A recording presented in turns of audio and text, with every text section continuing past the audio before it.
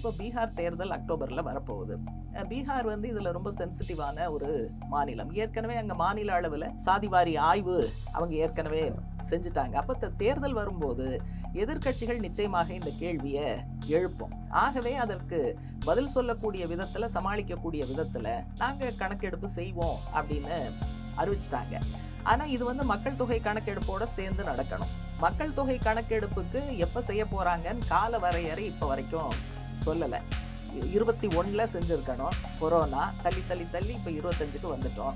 25 நடக்குமானா அப்போ அதுக்கு பட்ஜெட் ஒதுக்கீடு இந்த பட்ஜெட்டில் கொடுத்துருக்கணும், கொடுக்கல. அப்போ மக்கள் தொகை கணக்கெடுப்பு எப்போ நடத்த போகிறோன்னு சொல்லாமல் அதோட சேர்ந்து சாதிவாரி கணக்கெடுப்பு நடத்துவோம் அப்படின்னு ஒரு அறிவிப்பை செய்வது பீகார் தேர்தலை சமாளிப்பதற்குங்கிற உள்நோக்கத்தை தவிர வேறு எதுவும் இருக்க முடியாது. மாவோயிஸ்டுகளை அழித்தொழிப்பது, அதுக்கு வந்து ஒரு நாள் குறிப்பது, இந்த நாளுக்குள்ளே உங்களை வந்து கம்ப்ளீட்டாக க்ளோஸ் பண்ணிடுவோம் அமித்ஷா உள்பட சொல்லுவதுங்கிறதுக்கு பின்னால் ரொம்ப ஆபத்தான ஒரு விஷயம் இருக்குது. இது வந்து இப்போ இந்த காலகட்டத்தில் போராடுகிற யாரை பார்த்தாலும் மாவோயிஸ்டுகள் என்று பட்டம் கட்டுவது அல்லது அர்பன் நக்சல்ஸ் அப்படிங்கிற வார்த்தையை பயன்படுத்துவது. விவசாயிகளுடைய அந்த ஓராண்டு மகத்தான கிளர்ச்சி நடந்தபோது கூட அதை வந்து மூட்டி விட்டவர்கள் கம்யூனிஸ்டுகள், மாவோயிஸ்டுகள், அர்பன் நக்சல்ஸ். இப்பவும் பல விஷயங்கள் யாராவது மாற்று கருத்து, எதிர்கருத்து வலுவாக முன்வைக்கும் போது அர்பன் நக்சல் மாதிரி பேசுறாரு அப்படின்னு இந்த சங் பரிவாரம் தொடர்ந்து பட்டம் கட்டிக்கிட்டே இருக்கு. நீங்க இந்த கான்டெக்ஸ்டுக்குள்ளதான் மாவோயிஸ்டுகளை அழித்தொழிப்பது அப்படிங்கிற அந்த டிசைனை பார்க்கணும். அப்போ மாவோயிஸ்டுகள்ங்கிற பேர்ல கொல்லுவது அப்படிங்கிறது நியாயம்னு ஒரு மைண்ட் செட்டை உருவாக்கிட்டா நாளைக்கு யாரை வேணாலும் மாவோயிஸ்ட்னு பட்டம் கட்டி தீர்த்து கட்டலாம். அப்போ ஜனங்களோட மைண்ட் செட் வந்து கரெக்டாக தான் இருக்கும் அப்படிங்கிற ஒரு தயாரிப்பும் இதுக்குள்ள இருக்கு. தீக்கெதிர் நேயர்களுக்கு வணக்கம். இன்றைய இந்திய அரசியல் சூழல் குறித்து, அதில் நிலவும் பல்வேறு பிரச்சனைகள், அதில் மார்க்சிஸ்ட் கம்யூனிஸ்ட் கட்சியின் அரசியல் நிலைப்பாடு குறித்து நம்மோடு கருத்துக்களை பகிர்ந்து கொள்வதற்காக மார்க்சிஸ்ட் கட்சியின் அரசியல் தலைமை குழு உறுப்பினர் தோழர் வாசுகி அவர்கள் வந்திருக்கிறார். வணக்கம் தோழர். வணக்கம். சமீபமாக வந்து இந்தியாவில் பல்வேறு அரசியல் நிகழ்வுகள் பெரிய அளவுக்கு போய்கிட்டு இருக்கு. குறிப்பாக சொல்லணும்னா இந்தியா பாகிஸ்தான் மோதல் அப்படிங்கிறது ஒரு பெரிய அளவுக்கு போய் இப்போ போர் நிறுத்தங்கிறது முடிஞ்சிருக்கு. இந்த இந்திய பாகிஸ்தான் மோதல் குறித்து மார்க்சிஸ்ட் கட்சியோட பார்வை என்ன? இது அடிப்படையில் தீவிரவாதிகள் நம் மீது தொடுத்த தாக்குதல் அப்படிதான் பார்க்கணும். எனவே இந்திய இராணுவம் வந்து ஆப்ரேஷன் சிந்தூருங்கிற பேரில் ஒரு வரையறுக்கப்பட்ட தீவிரவாதிகள் மீதான, தீவிரவாதிகள் முகாம் மீதான தாக்குதல் அப்படிங்கிற முறையில் தான் அதற்கான எதிர்வினை. ஒரு limited military engagement or military intervention தான் நம்ம இதை சொல்ல முடியும். ஆனால் அங்கே வந்து தீவிரவாதிகளை முழுமையாக பாகிஸ்தான் இராணுவம், அரசு பாதுகாக்கிறது, நிதி உதவி செய்கிறது, பயிற்சி கொடுக்கிறது, அவர்களை வளர்த்து விடுகிறது, ஊக்கப்படுத்துகிறதுங்கிறது வந்து நீண்ட நாளாக உலக அரங்கில் எஸ்டாப்ளிஷ் ஆன விஷயம். அது வந்து புதிய விஷயம் ஒன்றும் கிடையாது. அதனால் தீவிரவாதிகள் நம்ம மேலே தொடுத்த தாக்குதலுக்கு ஒரு குறிப்பிட்ட எதிர்வினைங்கிற முறையில் தான் இந்திய இராணுவம் அந்த நிகழ்வை நடத்தியது. ஆனால் அதுக்கு பிறகு பாகிஸ்தான் இராணுவம் பதிலடி, அப்புறம் நம்ம திரும்ப, அப்படி இது போயிட்டே இருந்ததில் அது வந்து ஒரு முழுவீச்சிலான போராக மாறிவிடக்கூடாது அப்படிங்கிற கவலை தான் வந்து சிபிஎம் உள்பட எல்லாருமே தெரிவித்தோம். ஏன்னா போருங்கிறது வந்து எந்த விதத்துலையும் எந்த நாட்டில் இருக்கக்கூடிய சாதாரண மக்களுக்கும் வந்து உதவக்கூடிய விஷயமே கிடையாது. உலக அளவில் அமெரிக்கா உள்ளிட்ட நாடுகள் ஆயுத உற்பத்தியை ஒரு மையமான துறையாக வைத்திருக்கக்கூடிய நாடுகள், அவங்களுக்கும் அந்த போர் தளவாடங்கள் செய்யக்கூடிய நிறுவனங்கள், பெரிய கார்ப்பரேட் நிறுவனங்களுக்கு தான் அது உதவி செய்யுங்கிறது உலகறிந்த விஷயம். அதனால தான் எல்லாருமே அது குறித்து கவலை தெரிவித்தோம். நல்ல வேளையாக அந்த சண்டை நிறுத்தம்ங்கிறது வந்தது. அது வந்து அனைவராலும் வரவேற்கப்பட்ட விஷயம். சிபிஎம்மும் வந்து அதை வரவேற்றது. ஆனால் அதில் என்ன ஒரு பெரிய கேள்வி வந்துருச்சுன்னு சொன்னால், 2 நாடுகள் மட்டுமே சேர்ந்து எடுத்த முடிவா, அல்லது ட்ரம்ப் வந்து இது வரைக்கும் 8 முறை அவருடைய கமெண்ட்டை சொல்லியிருக்காரு. நான் தலையிட்டது தான், நான் பஞ்சாயத்து பண்ணது தான், வர்த்தகம் என்கிற அழுத்தத்தை கொடுத்து அவங்க 2 பேரையும் நான் வந்து ஒரு வழிக்கு கொண்டு வந்தேன் அப்படின்னு அவர் விடாமல் சொல்லிட்டு இருக்காரு. இப்போ இதில் என்ன கேள்வி வருதுன்னா, இந்தியா அதை மறுக்கிறதுனா ரொம்ப லேசா, பாகிஸ்தான் அவங்க தலையிட்டாங்க என்பதை ஏற்கிறது. ஒருவேளை தலையிட்டாங்கங்கிறத ஏற்று அமெரிக்காவுக்கு சாதகமான நிலைப்பாடு பாகிஸ்தான் எடுத்ததுனால தான் $1 பில்லியன் IMF கடன் வந்து அவர்களுக்கு வழங்கப்பட்டதோ அப்படிங்கிற சந்தேகமெல்லாம் கூட வருது. இப்போ இந்தியாவுக்கு இது என்ன சிக்கலை விளைவிக்கும் அப்படின்னா, ஷிம்லா உடன்படிக்கை அடிப்படையில் இந்தியா பாகிஸ்தானுக்கு இடையிலான பிரச்சனை பேசி தீர்க்கப்பட வேண்டும், இருதரப்பில் பேசப்பட வேண்டும்ங்கிறது தான் அதனுடைய பிரதான சாராம்சம். இப்போ அமெரிக்கா தலையிட்டது உண்மைனா ஒரு மூன்றாம் தரப்பு தலையிட்டதை இந்தியா ஏற்றுக்கொண்டதாக வரும். அதனால தான் இந்த மாதிரியான கேள்விகளுக்கு பதில் கிடைக்கணுங்கிறதுனால நாடாளுமன்றத்தினுடைய சிறப்பு அமர்வு வேணும் அப்படின்னு சிபிஎம் உள்பட காங்கிரஸ் உள்பட எல்லா எதிர்க்கட்சிகளுமே கேட்டாங்க. ஆனால் மோடி வந்து அதை ரொம்ப சங்கடமாக பார்த்தாரு. ஏன்னா அவங்க தரப்பில் நிறைய பிரச்சனைகள் இருக்கு.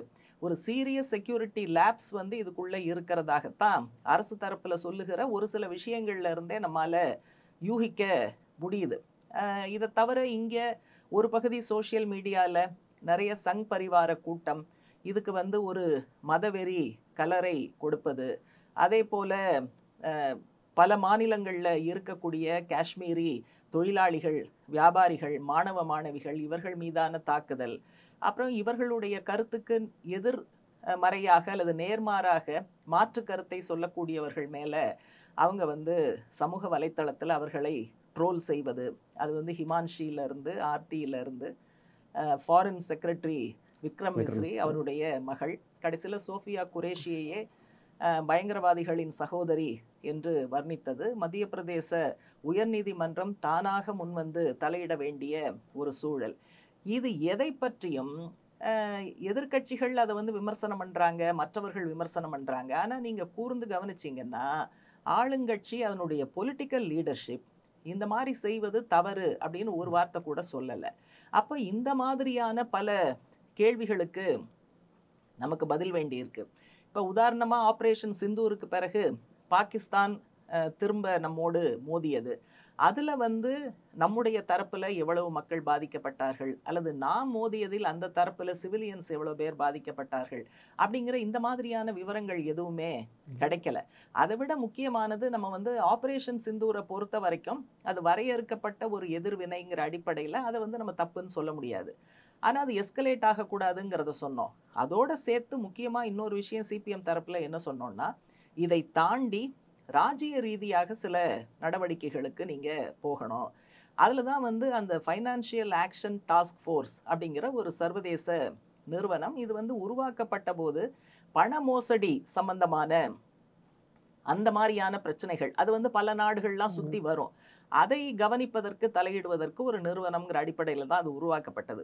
பின்னால் வந்து தீவிரவாதிகளுக்கு ஃபண்ட்ஸ் கொடுப்பது அப்படிங்கிறதும் பல நாடுகளில் இருந்து போகக்கூடிய விஷயமா இருந்தது. எனவே அந்த பிரச்சனையும் இந்த ஃபைனான்ஷியல் ஆக்ஷன் டாஸ்க் ஃபோர்ஸினுடைய வரையறைக்குள்ளே வரும் அப்படின்னு இந்த ரெண்டு விஷயமும் வந்திருக்கு. அப்போ அதில் நம்ம என்ன சொன்னோம்னா, பாகிஸ்தான் வந்து இந்த தீவிரவாத தாக்குதலுக்கு பின்னால் இருக்கிறது. இப்போ உதாரணமாக லஷ்கர்-இ-தொய்பா அவங்க வந்து இந்த தாக்குதல் நடத்தியவர்களோடு தொலைபேசி தொடர்பில் இருந்தார்கள்ங்கிற விவரமெல்லாம் இப்போ வெளியில் வந்திருக்கு.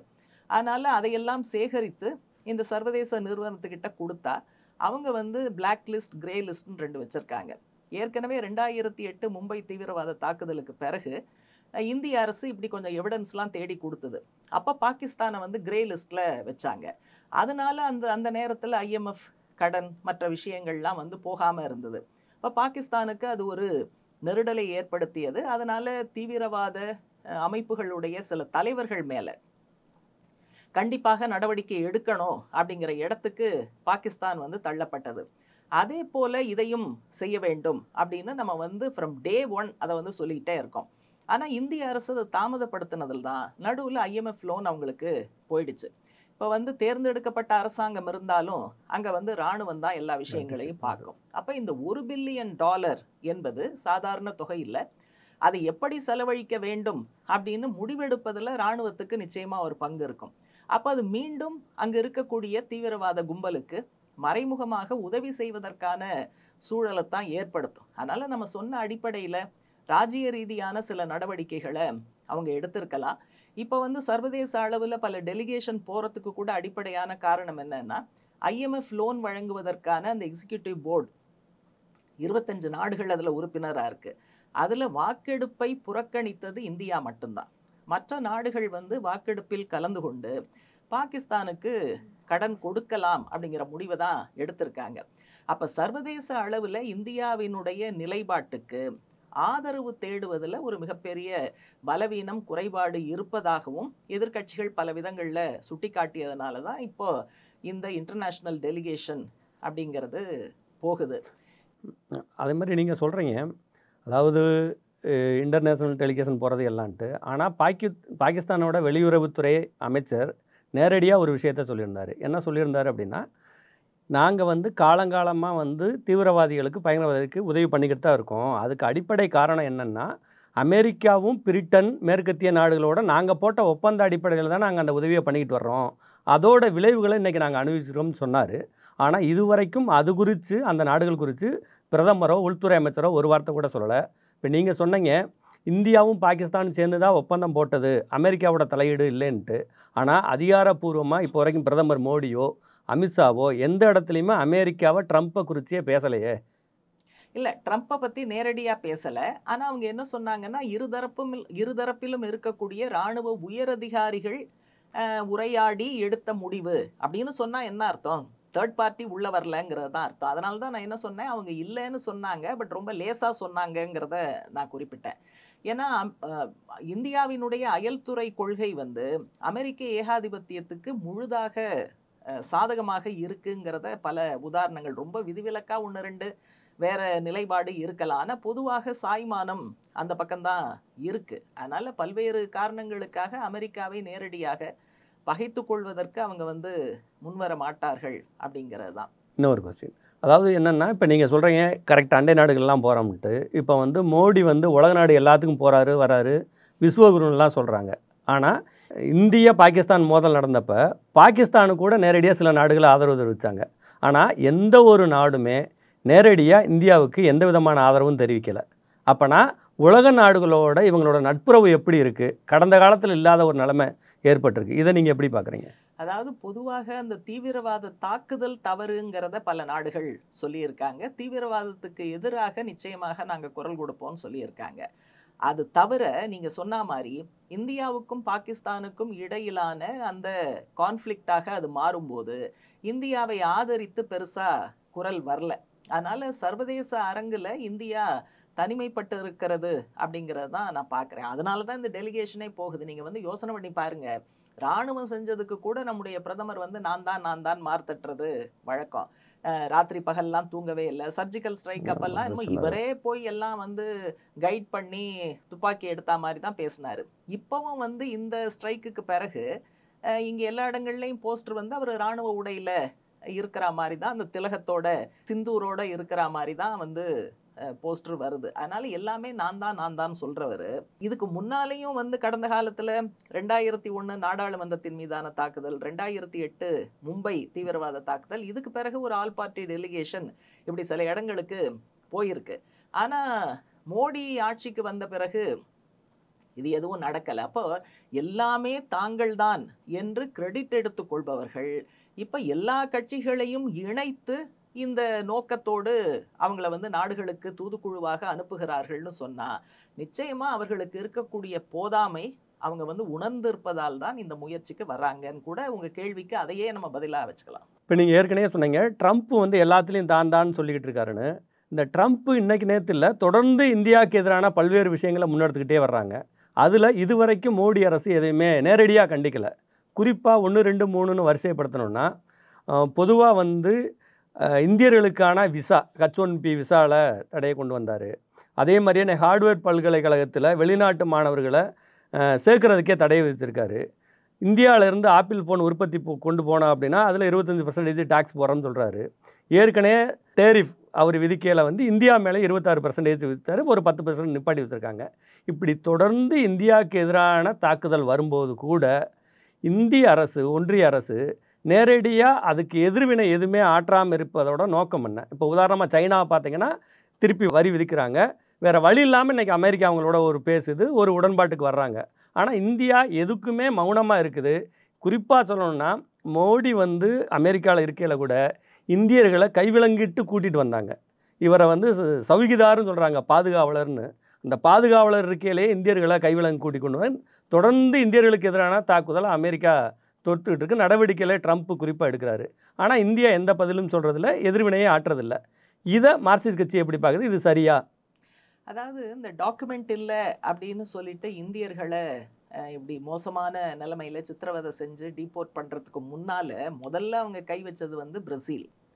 ஆனா அந்த நாட்டினுடைய அரசு வந்து கடுமையாக விமர்சனம் பண்ணி எப்படி நீங்க இந்த மாதிரி எங்களுடைய ஆட்களை பண்ணலாம் அப்படின்னு கேள்வி கேட்டிருக்காங்க. ஆனா பிரேசில் கேட்ட கேள்வி கூட இந்திய அரசு கேட்கல அப்படிங்கிறது உண்மையிலேயே ஒரு வெட்கக்கேடான விஷயமா தான் நான் பார்க்கிறேன். ஏன்னா நம்முடைய மக்கள் அவங்க வந்து ஒரு சர்வதேச உடன்படிக்கைகளை மீறி ஒரு அடிப்படை மனிதாபிமானத்தை தாண்டி இப்படி கொண்டு வரப்பட்டிருக்காங்கங்கிறதுல முதல்ல நமக்கு நியாயமா கோபம் வரணும். அது வந்து வரல. அதே போல டாரிஃப் விஷயத்திலையும் சீனா மட்டும் கிடையாது, வேற சில நாடுகள், இன்னொரு 4-5 நாடுகள் கூட நீங்க வந்து நாங்க இறக்குமதி பண்ற பொருள் மேல நீங்க வரி போட்டீங்கன்னா அமெரிக்க பொருட்கள் எங்க நாடுகள்ல இறக்குமதி ஆகும்போது நாங்களும் வந்து டாரிஃபை அதிகப்படுத்துவோம் அப்படின்னு குறைஞ்சபட்சம் மிரட்டவாவது செஞ்சாங்க. ஆனா இந்தியா வந்து ஊருக்கு முன்னால போய் அமெரிக்க பொருட்கள் இறக்குமதிக்கு இவர்களாக முன் வந்து டாரிஃபை குறைச்சாங்க. அது வந்து இவங்களும் ஒத்துக்கிட்டு இருக்காங்க, அமெரிக்காவும் அதை வந்து பகிரங்கமாக சொல்லியிருக்கு. அதனால ஒரு அராஜகம் செய்யக்கூடிய ஒரு நாடு அதுகிட்ட எப்ப பார்த்தாலும் அடிபணிந்து போவது, அதை தாஜா செய்வது, தாஜா செய்வதன் மூலமாக சில நன்மைகளை பெறுவது அப்படின்னா அது வந்து சர்வதேச உறவுல நம்ம வந்து ரொம்ப வல்னரபிளாக, பலவீனம் மிக்கவர்களாக காட்டுது. அப்ப இந்தியா சூப்பர் பவர்ங்கிறதும் மார்தட்டி கொள்வதும் அல்லது தேசபக்தி தேசபக்தின்னு சொல்லுவதும் இதெல்லாம் தேசபக்தி சார்ந்த விஷயமே கிடையாது. ஒரு ஏகாதிபத்தியத்திடம் சரணடைவது, இந்திய நலனை விட்டு கொடுப்பதுங்கிறது எப்படி சரியா இருக்கும்? இப்ப கூட வர்த்தக பேச்சுவார்த்தை நடந்துகிட்டு இருக்கு இந்தியாவுக்கும் அமெரிக்காவுக்கும் இடையில. இப்ப நடக்கிற வர்த்தக பேச்சுவார்த்தையினுடைய மையப்புள்ளி வந்து விவசாயம்தான். அமெரிக்கா வந்து அங்க இருக்கிற விவசாய விளைபொருட்களை இந்தியாவில் நாங்க வந்து கொண்டு வரணும், ஆகவே இந்திய வேளாண் துறையை எங்களுக்கு திறந்துவிட வேண்டும் இந்த வர்த்தக உடன்படிக்கையின் மூலமாக தான் அவங்க வந்து ஃபோர்ஸ் பண்றாங்க. கிட்டத்தட்ட இது வந்து முடிஞ்ச மாதிரி தான், இந்திய அரசு ஒத்துக்கொள்ளும் அப்படிங்கிறது தான் வந்திருக்கு. அமெரிக்காவில் விவசாயிகளுக்கு மிக அதிக மானியம் கொடுக்கப்படும். அப்ப அங்கிருந்து வர்ற பொருட்களோட நிச்சயமாக இந்தியாவில் இருக்கக்கூடிய விவசாயிகளுடைய விளைபொருட்கள் மோதவே முடியாது. அப்ப மிகப்பெரிய பாதிப்பு இந்திய விவசாயிகளுக்கு, விவசாய தொழிலாளிகளுக்கு, இந்திய வேளாண் துறைக்கு தான் வரும். அப்ப இதுக்கு பேரு தேசபக்தியா? இதுக்கு பேரு வந்து இந்தியா வல்லரசா? அப்ப இவர்களுடைய அயல்துறை கொள்கை பல்வேறு காரணங்களுக்காக அமெரிக்காவோடு இணைந்து இயைந்து போகக்கூடிய சூழல்ல ஒரு எதிர்த்து போரிடுவது, மற்ற நாடுகளை பார்த்தாவது நாம வந்து உறுதியான ஒரு நிலை எடுக்கணும் அப்படிங்கிறது இல்லாம அடிபணிவது, சமரசம் செய்வது, விட்டு கொடுப்பது, தாஜா செய்வது அப்படிங்கிற முறையில போவதுங்கிறது நிச்சயமாக இந்தியாவினுடைய நலனுக்கு உகந்ததல்ல. இங்க வந்து சாதாரண மக்கள் வந்து இந்த அயல்துறை கொள்கையெல்லாம் நமக்கு சம்மந்தம் இல்லாததுன்னு நினைச்சுக்கிறாங்க. அதெல்லாம் வந்து அங்க பேசுவாங்க, இங்க பேசுவாங்கன்னு. இப்ப இந்த வர்த்தக உடன்படிக்கை எல்லாம் கூட பார்லிமெண்ட்டுக்கு வராது. ஏன்னா இந்தியாவுல சிஸ்டம் அதுதான். எல்லா விதமான சர்வதேச உடன்படிக்கைகளும் ஒன்றும் பார்லிமெண்ட்ல பேசப்படுறது கிடையாது. இனிமே அதெல்லாம் கூட பார்லிமெண்ட்ல பேசப்பட வேண்டும்னு ஏதாவது ஒரு ஷரத்து கொண்டு வரணுமோ என்னமோ போற போக்க பார்த்தா. அதனால சாதாரண மக்கள் இதுல வந்து பாதிக்கப்படுவார்கள்ங்கிறத புரிந்து கொண்டு அவங்க வந்து குரல் எழுப்புவது தான் இந்திய அரசாங்கத்தை கட்டுப்படுத்த உதவும். சரி, அடுத்து வந்து இந்தியாவை பொறுத்தளவில் இந்தியாவில் காலங்காலமாக குறிப்பாக மண்டல் கமிஷன் வந்தப்போ கூட சாதிவாரி கணக்கெடுப்புக்கு எதிராக பிஜேபி, ஆர்எஸ்எஸ், சங் பரிவார் கும்பல் எல்லாமே கலகம் பண்ண காலமும் உண்டு. எல்லா காலத்துலையுமே போன தேர்தலில் கூட என்ன சொன்னாங்கன்னா, சாதிவாரி கணக்கெடுப்பு மூலம் இந்தியாவை துண்டாட பார்க்குறாங்க அப்படின்னு நிறைய விஷயங்கள் சொன்னாங்க. ஆனால் இன்றைக்கி திடீர்னு வந்து நாங்கள் ஜாதிவாரி கணக்கெடுக்க எடுக்க போகிறோம் அப்படின்னு ஒரு முடிவை அறிவிச்சிருக்காங்க பிஜேபி. இதோட பின்னணி என்ன? திடீர்னு மாற்றத்துக்கு காரணம் என்ன அப்படின்னு நீங்கள் நினைக்கிறீங்க? அதாவது சாதிவாரி கணக்கெடுப்பு அவங்க விரும்பாததுக்கு ஒரு முக்கியமான காரணம் இருக்கு. அது வந்து சாதிய கட்டமைப்பை இன்டாக்டா வச்சுக்கணும் அப்படிங்கிறது தான். இந்த கர் வாபசி மாதிரியான விஷயங்கள் வரும்போது கூட முற்போக்காளர்கள் நிறைய கேள்வி கேட்டாங்க. சரி, வேற மதத்துல இருந்து இந்து மதத்துக்கு வந்துடுறோம், ஆனா இந்து மதத்துக்குள்ள எந்த சாதிக்கு வருவோம் அப்படின்னா ஏற்கனவே எந்த சாதியில இருந்தீங்களோ அந்த சாதிக்கு தான் போவீங்க. அப்ப இதுல கர் வாபசின்னு நீங்க சொல்றதுக்கு என்ன இருக்கு அப்படிங்கிற கேள்விகள் கூட கேட்டாங்க. அதனால இந்த வர்ணாசிரம தர்மம், மனுவாத சித்தாந்தம் இதுதான் வந்து அவர்களுடைய சித்தாந்தம்ங்கும் போது சாதிய கட்டமைப்பு, அதனுடைய ஏற்றத்தாழ்வு, பாகுபாடுகள் இதை வந்து அப்படியே வைத்துக்கொள்வதுங்கிறது பல விதங்கள்ல அவர்களுடைய சித்தாந்தத்தின் ஒரு பகுதிங்கிற முறையில் அதை வந்து டச் பண்ண விரும்ப மாட்டாங்க. அப்ப நீங்க சாதிவாரி கணக்கெடுப்புன்னா நம்ம என்ன கேட்கிறோம்? வெறும் நம்பர் கிடையாது. வெறும் கணக்கு கிடையாது. அவர்களுடைய சமூக பொருளாதார பின்புலம் அது வந்து வேணும்னு கேட்கிறோம். ஏன்னா அது வந்துருச்சுன்னு சொன்னா, இவங்க வந்து எல்லாரும் நல்லா இருக்காங்க அப்படின்னு சொல்றாங்கல்ல. அந்த கணக்குகள் வந்து தகர்ந்து போயிடும், அடிபட்டு போயிடும். சில சாதிகள் வந்து எவ்வளவு மோசமான நிலைமையில இருக்கு. சில சாதிகள் வந்து நாங்க ரொம்ப கஷ்டப்படுறோம்னா கூட அது எவ்வளவு முன்னேறி இருக்கிறது. அதுல ஒரு பகுதி பொருளாதாரத்துல முன்னேறியதாக இருக்கிறது. அப்படிங்கிறதெல்லாம் நம்மளால கண்டுபிடிக்க முடியும். அந்த விவரம் கைக்கு வந்துருச்சுன்னா, நாளைக்கு இடஒதுக்கீடு பிரச்சனையாக இருந்தாலும், அரசு நல திட்டங்கள வந்து நம்ம பகிர்ந்து கொடுப்பதுங்கிற பிரச்சனையா இருந்தாலும், இந்த கணக்கெடுப்பு உதவும். அப்படிங்கிறத அந்த அடிப்படையில தான் வந்து வேணும் அப்படின்னு கேட்டது. இப்ப இவங்களுடைய சித்தாந்தத்தின் காரணமாக இவங்க தள்ளி போட்டுக்கிட்டு இருந்தாங்க. இப்ப பீகார் தேர்தல் அக்டோபர்ல வரப்போகுது. பீகார் வந்து இதுல ரொம்ப சென்சிட்டிவான ஒரு மாநிலம். ஏற்கனவே அங்க மாநில அளவுல சாதிவாரி ஆய்வு அவங்க ஏற்கனவே செஞ்சுட்டாங்க. அப்ப தேர்தல் வரும்போது எதிர்க்கட்சிகள் நிச்சயமாக இந்த கேள்விய எழுப்பும். ஆகவே அதற்கு பதில் சொல்லக்கூடிய விதத்துல, சமாளிக்கக்கூடிய விதத்துல நாங்க கணக்கெடுப்பு செய்வோம் அப்படின்னு அறிவிச்சிட்டாங்க. ஆனா இது வந்து மக்கள் தொகை கணக்கெடுப்போட சேர்ந்து நடக்கணும். மக்கள் தொகை கணக்கெடுப்புக்கு எப்ப செய்ய போறாங்கன்னு கால வரையறை இப்ப வரைக்கும் சொல்லல. 21ல செஞ்சிருக்கணும். கொரோனா தள்ளி தள்ளி தள்ளி இப்ப 25க்கு வந்துட்டோம். 25ல நடக்குமானா, அப்ப அதுக்கு பட்ஜெட் ஒதுக்கீடு இந்த பட்ஜெட்ல குடுத்துருக்கணும். குடுக்கல. ஆகவே 2025லயும் நடக்காது. அடுத்த வருஷம் 2026ல நடக்குமாங்கிறத நம்ம பொறுத்திருந்து தான் பார்க்கணும். அப்ப மக்கள் தொகை கணக்கெடுப்பு எப்ப நடத்த போறோம்னு சொல்லாம, அதோட சேர்ந்து சாதிவாரி கணக்கெடுப்பு நடத்துவோம் அப்படின்னு ஒரு அறிவிப்பை செய்வது, பீகார் தேர்தலை சமாளிப்பதற்குங்கிற உள்நோக்கத்தை தவிர வேற எதுவும் இருக்க முடியாது. ஆனாலும் கூட இது வந்து எல்லா எதிர்க்கட்சிகளும் சிபிஎம் உள்பட கேட்டுக்கிட்டு இருந்த விஷயம் அப்படிங்கிறதுனால இதை வந்து நம்ம வரவேற்கிறோம். டைம் ஃப்ரேம் சொல்லுங்கன்னு கேட்குறோம். இன்னொன்று முக்கியமாக என்ன சொல்கிறோன்னா, இதனுடைய மோடாலிட்டிஸ் என்ன? எதுவுமே நீங்கள் சொல்லாமல் இருக்கீங்க. எஸ்சி, எஸ்டி, ஓபிசி, ஜென்ரல் இப்படி தான் கணக்கு போட போகிறீங்களா?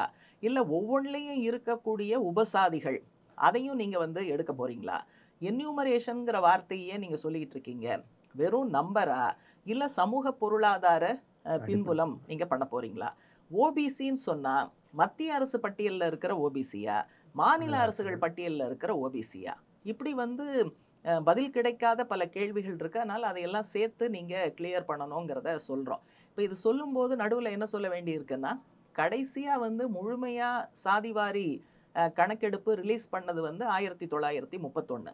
இப்போ வரைக்கும் பல திட்டங்களுக்கு அந்த புள்ளி விவரங்களை தான் பேஸ் பண்ணுறோம். 2011ல் நடந்தது வந்து பல காரணங்களுக்காக முதல்ல வெளியிடப்படவே இல்லை. அதுக்கப்புறம் எஸ்சி, எஸ்டி சம்மந்தப்பட்ட ஃபிகர் மட்டும் பார்ஷியலாக வெளியிடப்பட்டது. அதனால் 31க்கு பிறகு 2011க்கு முன்னால் இடைப்பட்ட காலத்தில் கம்யூனிஸ்டுகள் ஒரு நல்ல முன்முயற்சி எடுத்தாங்கங்கிறத இங்கே சொல்லணும்.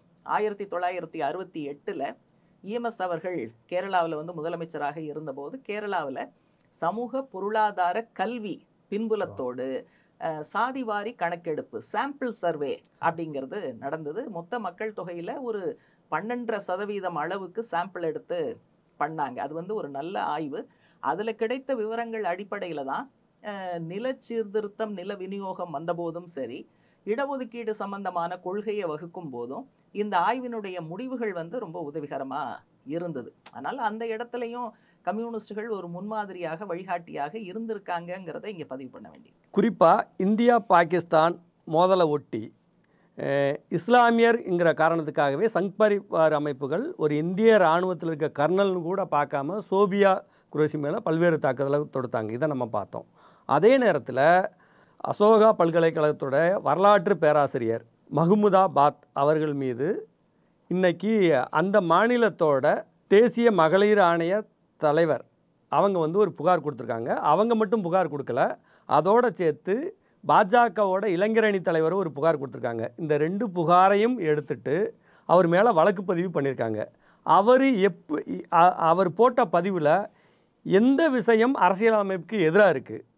எல்லா பேரும் சொல்கிற விஷயம் என்னென்னா, அது இந்திய அரசியலமைப்பை வலியுறுத்துறது மட்டும் இல்லை, சமூக ஒற்றுமையை வலியுறுத்துது, போர் வேணாம்னு சொல்லுதுன்னு ஒரு சரியான விஷயமாக தான் பார்க்குறாங்க. இந்த நிலைமையில் அவரை அரெஸ்ட் பண்ணியிருக்காங்க. சுப்ரீம் கோர்ட் வந்து அவங்களுக்கு இடைக்கால ஜாமீன் வழங்கியிருக்காங்க.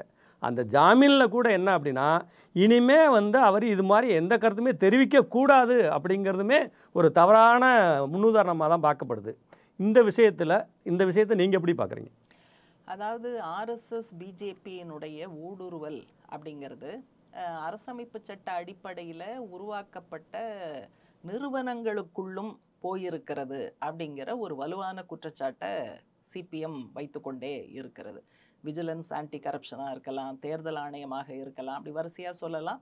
இன்னும் நீதித்துறையினுடைய ஒரு பகுதி கூட நம்ம அப்படி வந்து ஒரு ஊடுருவல் இருக்கு. தமிழ்நாட்டிலேயே நம்ம அது சில ஜட்ஜ்மெண்ட்டை பார்க்குறோம், அது இருக்கு. அதே போல ஒரு மகளிர் ஆணையம் வேண்டும்ங்கிற கோரிக்கை, அது வந்து சட்ட அந்தஸ்து பெற்று சுயேட்சையாக இயங்கக்கூடியதா இருக்கணும் அப்படிங்கிற கோரிக்கை, ஒரு அரசாங்கத்தினுடைய டிபார்ட்மெண்ட்டாக அது இயங்கக்கூடாது அப்படிங்கிற பல விஷயங்கள் வந்து கடந்த காலத்தில் இடதுசாரி கட்சிகள், அமைப்புகள், பெண்கள் அமைப்புகள்லாம் கேட்டு தான் இதெல்லாம் உருவாகி இருக்கு. அப்போ நம்ம பல்வேறு காரணங்களுக்காக, பல்வேறு நல்ல நோக்கங்களுக்காக உருவாக்கப்பட்ட சட்ட அந்தஸ்து பெற்ற அமைப்புகள் இப்போ ஆர்எஸ்எஸ்னுடைய அஜெண்டாவுக்கு ஏற்றவாறு செயல்படுவதற்கு அதில் அவங்க போடுற முக்கியமான ஆட்கள் வந்து ஆர்எஸ்எஸ் ஆட்களாக போடுறாங்க. அப்போ நீங்கள் எந்த நோக்கத்துக்காக இந்த அமைப்புகள் உருவாக்கப்பட்டனவோ அந்த நோக்கம் முதல்ல அடிபட்டு போயிடுது. இதுதான் இதனுடைய பின்புலம். இதுக்கு பல உதாரணங்கள் தேசிய மகளிர் ஆணையத்தினுடைய பல தலையீடுகளை அப்படி சொல்லலாம். இப்போ தமிழ்நாட்டில் கூட எவ்வளவோ இடங்கள்ல பெண்கள் மீதான வன்முறை, குழந்தைகள் மீதான வன்முறை நடக்குது. கரெக்டாக மைக்கேல்பட்டியில் நடந்த ஒரு சம்பவம். அது கூட பின்னால விசாரணை முடிந்து தீர்ப்பு வரும்போது அதில் சங் பரிவாரம் வைத்த கருத்தெல்லாம் அதெல்லாம் கரெக்ட் இல்லைங்கிறது வந்துருச்சுன்னு வைங்க. அதில் ஒன்றும் மத வெறி சம்மந்தப்பட்ட, மதவாத சம்மந்தப்பட்ட விஷயம் இல்லைன்னு வந்துருச்சு. ஆனால் அதுக்கு தான் வந்து தமிழகத்தில் அன்றைக்கு பிஜேபி தலைவராக இருந்த அண்ணாமலை போகிறாரு. தேசிய குழந்தை உரிமை பாதுகாப்பு ஆணையம் அவங்க வந்து தாமாக முன் வந்து இங்கே விசிட் பண்ணுறாங்க. அப்போ இது அவங்களுடைய அஜெண்டாவுக்கு ஏற்றவாறு இந்த சட்ட அந்தஸ்துள்ள அமைப்புகளை பயன்படுத்துவதுங்கிறது ரொம்ப ரொம்ப ஆபத்தான விஷயமாக நம்ம பார்க்குறோம். அதனுடைய ஒரு பகுதியாகத்தான் இப்போ ஹரியானா மகளிர் ஆணையம் கொடுத்துருக்கிற புகாரை பார்க்கணும். இப்போ இந்த அசோகா பல்கலைக்கழக பேராசிரியர் மஹமூதாபாதை பொறுத்த வரைக்கும் அவருடைய பதிவுகளை நானும் பார்த்தேன். போர் கூடாதுங்கிறது சம்பந்தமாக ஒரு பதிவு. அது அரசமைப்பு சட்டத்துக்கு விரோதமாக எதுவும் இல்லை, அல்லது சமூக கலவரத்தை, பதட்டத்தை தூண்டி விடுவதாகவும் அது இல்லை. ரெண்டாவது அவர் என்ன போடுறாரு, சோஃபியா குரேஷி உள்ளிட்ட பெண் அதிகாரிகளை நீங்கள் வந்து ப்ரெஸ் ப்ரீஃபிங்க்கு நீங்கள் வந்து பயன்படுத்துகிறீங்க, அது முக்கியம்தான். அந்த வார்த்தையை அவர் போட்டிருக்காரு, அது முக்கியம்தான். ஆனால் அதே சமயத்தில் கள அளவிலும் பெண்களுக்கு இந்த முக்கியத்துவம் நீங்கள் கொடுக்குறீங்களா? கள அளவில் கொடுக்காம நீங்கள் மீடியா ப்ரீஃபிங்கில் மட்டும் கொண்டு வந்தீங்கன்னா அது உங்களுடைய ஹிப்போக்ரஸியை காமிக்கிறது அப்படின்னு தான் அவர் சொல்லியிருக்காரு. உங்கள் போலித்தன்மையை தான் அது வந்து காமிக்குதுன்னு. இது எந்த இடத்துல இது வந்து பெண்களை இழிவுபடுத்துவதா இருக்குது? அப்போ ஹரியானா மகளிர் ஆணையத்துக்கு இது தெரியாதா? அப்போ மகளிர் ஆணைய தலைவராக நீங்கள் யாரை போட்டிருக்கீங்க? ஆர்எஸ்எஸ் பின்புலம் உள்ள அந்த மாதிரியான ஆளை தான் போட்டிருக்கீங்க. இப்போ பல இடங்களில் ஆளுநராக யாரை போடுறீங்க? ஆர்எஸ்எஸ்னுடைய ஆதரவாளர்கள் அவங்கள தான் நீங்கள் போடுறீங்க. அதுதான் இங்கே பிரச்சனை. அதனால் ஒரே அடியில் அவங்க அஜெண்டாவுக்கு பொருந்துவது போல விஷயங்களை கொண்டு போவது, அதற்கு மாறாக யார் பேசினாலும் அவங்கள வந்து அவங்க மேலே நடவடிக்கை எடுப்பது. அப்போ வந்து மாற்று கருத்து வரவே கூடாது, கருத்து சுதந்திரத்தின் குரல் வளையை நெரிப்பது அப்படிங்கிற அவர்களுடைய ஃபேவரிட் அந்த சித்தாந்தத்தின் பகுதி அதுதான் வருது. சிபிஎம்மினுடைய மறைந்த அகில இந்திய பொதுச் செயலாளர் சீதாராம் யெச்சூரி எப்போவுமே சொல்லுவார், இந்த ஃபேஷிஸ்டுகளோட ஒரு முக்கியமான நடவடிக்கை வந்து லாஜிக் அண்ட் ரீசனிங், அதன் மீதான தாக்குதல். அதனால் அங்கே பேசினது கூடாதுன்ட்டாங்க, இங்கே பேசினவரை கைது பண்ணாங்க அப்படின்னு சாதாரண விஷயம் இல்லை, கருத்து சுதந்திரத்தின் மீதான தாக்குதல். காரண காரியம் வரவே கூடாது. அதை மக்கள் புரிந்து கொள்ள ஆரம்பித்து விட்டால் இவங்களோட பல அஜெண்டாக்களை கேள்வி கேட்க ஆரம்பிச்சிருவாங்க. கேள்வி கேட்காமல் கீழ்ப்படி அப்படிங்கிறது தான். ஹிட்லர் முசோலினி காலத்துல எல்லாம் கல்வித்துறையில் அப்படிதான் மாற்றங்கள் வந்தது. கேள்வி கேட்காமல் ஒரு தலைமுறை மாணவர்கள் அவங்க 2 பேரும் சொன்னதை அந்தந்த நாட்டில் கேட்டு கீழ்ப்படிபவர்களாக வளர்த்தெடுக்கப்பட்டார்கள்ங்கிறது தான். இங்கேயும் தேசிய கல்விக் கொள்கை கிட்டத்தட்ட அந்த முறையில் தான். அப்போ அதனுடைய ஒரு பகுதியாகத்தான் இதை பார்க்கணும். அப்போ முற்போக்கு அமைப்புகள் போராடி கொண்டு வந்த சட்ட அந்தஸ்து பெற்ற அமைப்புகளை சீர்குலைப்பதற்கான முயற்சியும் இதுக்குள்ள இருக்கு. இறுதியான கேள்வி, ஆப்ரேஷன் காகர் அப்படிங்கிற பேரில் மாவோயிஸ்ட்டுகளை பூரா சுட்டு கொண்டுக்கிட்டு இருக்காங்க. இப்போ கடைசியாக மாவோயிஸ்ட்டுகள் வந்து பேச்சுவார்த்தைக்கு அழைப்பு விடுத்திருந்த போது கூட பேச்சுவார்த்தையை மறுத்து எல்லாத்தையும் அழித்தொழிக்கிற வேலையை இந்த அரசு செஞ்சுருக்கு. இதை நீங்கள் எப்படி பார்க்குறீங்க? இது சரியா? அதாவது இது வந்து வெறும் மாவோயிஸ்ட்டுகளுக்கு எதிரான தாக்குதலாக நான் பார்க்கல. இப்போ நீங்கள் கேட்ட கேள்விக்கு நான் பதில் சொல்கிறேன். ஆனால் மாவோயிஸ்ட்டுகளை அழித்தொழிப்பது, அதுக்கு வந்து ஒரு நாள் குறிப்பது, இந்த நாளுக்குள்ளே உங்களை வந்து கம்ப்ளீட்டாக க்ளோஸ் பண்ணிடுவோம் அமித்ஷா உள்பட சொல்லுவதுங்கிறதுக்கு பின்னால் ரொம்ப ஆபத்தான ஒரு விஷயம் இருக்குது. இது வந்து இப்போ இந்த காலகட்டத்தில் போராடுகிற யாரை பார்த்தாலும் மாவோயிஸ்ட்டுகள் என்று பட்டம் கட்டுவது அல்லது அர்பன் நக்சல்ஸ் அப்படிங்கிற வார்த்தையை பயன்படுத்துவது. விவசாயிகளுடைய அந்த ஓராண்டு மகத்தான கிளர்ச்சி நடந்தபோது கூட அதை வந்து மூட்டிவிட்டவர்கள் கம்யூனிஸ்டுகள், மாவோயிஸ்டுகள், அர்பன் நக்சல்ஸ். இப்பவும் பல விஷயங்கள் யாராவது மாற்று கருத்து, எதிர்கருத்து வலுவாக முன்வைக்கும் போது அர்பன் நக்சல் மாதிரி பேசுறாரு அப்படின்னு இந்த சங் பரிவாரம் தொடர்ந்து பட்டம் கட்டிக்கிட்டே இருக்கு. நீங்க இந்த கான்டெக்ஸ்டுக்குள்ளதான் மாவோயிஸ்டுகளை அழித்தொழிப்பது அப்படிங்கிற அந்த டிசைனை பார்க்கணும். அப்போ மாவோயிஸ்டுகள்ங்கிற பேர்ல கொல்லுவது அப்படிங்கிறது நியாயம்னு ஒரு மைண்ட் செட்டை உருவாக்கிட்டா நாளைக்கு யாரை வேணாலும் மாவோயிஸ்ட்னு பட்டம் கட்டி தீர்த்து கட்டலாம். அப்போ ஜனங்களோட மைண்ட் செட் வந்து கரெக்டு தான் இருக்கும் அப்படிங்கிற ஒரு தயாரிப்பும் இதுக்குள்ள இருக்கு. இப்போ சத்தீஸ்கர் உள்ளிட்ட பல மாநிலங்களில் மாவோயிஸ்டுகளுக்கும் பாதுகாப்பு துறையினருக்கும் ஆயுதம் தாங்கிய மோதல் நடந்துகிட்டு இருக்கு. முதல்ல வந்து சிபிஎம் கவலைப்பட்ட விஷயம் என்னன்னா, இந்த இரு சாராரோட மோதலுக்கு மத்தியில் கிராஸ் ஃபயரில் பலியாவதுங்கிறது அப்பாவி ஆதிவாசி மக்கள் நிறைய பேர் அதில் கொல்லப்பட்டிருக்காங்க அல்லது அவங்க இருந்த இடத்துல இருந்து விரட்டி அடிக்கப்பட்டிருக்காங்க. அதனால அது வந்து நிறுத்தப்படணும், சாதாரண அப்பாவி ஆதிவாசி மக்கள் பலியாவது தவிர்க்கப்படணும், தடுக்கப்படணுங்கிற ஒரு விஷயத்தை முன் வச்சோம். ரெண்டாவது, இது வரைக்கும் 3 முறை மாவோயிஸ்டுகள் வந்து பேச்சுவார்த்தை நடத்தணும்னு சொல்லியிருக்காங்க. அதை வந்து அரசு ஏற்றுக்கொண்டு பேச்சுவார்த்தைக்கு போக வேண்டும் அப்படிங்கிறத நம்ம ஏற்கனவே ஒரு தரம் வலியுறுத்தணும். இப்போ வந்து அந்த என்கவுண்டரில் ஒரு நிறைய மாவோயிஸ்டுகள் கொல்லப்பட்டதை ஒட்டி மீண்டும் நம்ம வந்து வலியுறுத்துறோம் பேச்சுவார்த்தைக்கு போங்க. பேச்சுவார்த்தைக்கு போவதுங்கிறது பலவீனத்தை காட்டுகிற விஷயமா நம்ம பார்க்கக்கூடாது. இது வந்து ஒரு பிரச்சனை, இந்த பிரச்சனையை வந்து நம்ம தீர்க்கணும். இப்போ மாவோயிஸ்டுகளை கூட எப்படி கையாள வேண்டும்ங்கிறதுல சிபிஎம்க்கு ஒரு மதிப்பீடு இருக்கு. ஒரு சித்தாந்த ரீதியாக தவறான பாதையில் போகிறவர்கள்ங்கிறது தான் நம்முடைய மதிப்பீடு.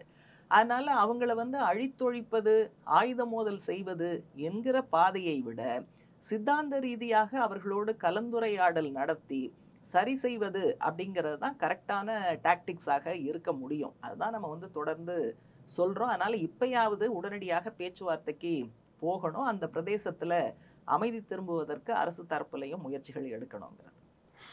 இதுவரை நம்மோடு பல்வேறு விஷயங்களை அரசியல் ரீதியான புரிதலை உருவாக்கிய தோழர் அவர்களுக்கு நன்றி.